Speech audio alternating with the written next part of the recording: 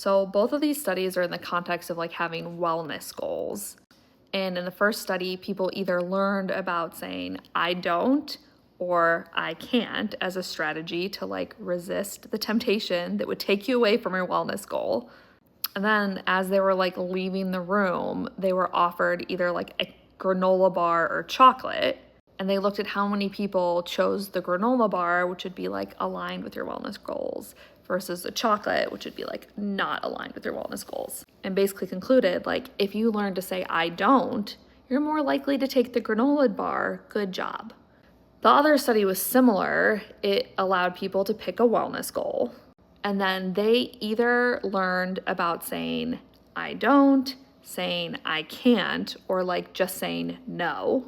So then when something comes up that might cause them to get off track with their goals, they would use one of those strategies. And the researchers were interested in which of those strategies worked best in terms of people sticking to their wellness goals. Like, oversimplify them. It's like you have a wellness goal. You learn a tool, a strategy to help you meet that wellness goal. And the strategy has to do with like your self-talk, has to do with like the language you use to resist temptations. So it'd be like, let's say my wellness goal is to lose weight. And someone says like, hey Kirsten, do you want this huge piece of chocolate cake? Is it better for me to learn to say, oh, I don't eat that chocolate cake. I don't eat chocolate cake. Is it better for me to say, I can't eat chocolate cake?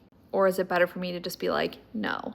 And that's what they want to learn. I think I'm not the researchers, but it seems reasonable that their goal would be to be like, okay, if we want to help people reach wellness goals, like how should we teach them to respond when they are faced with temptation?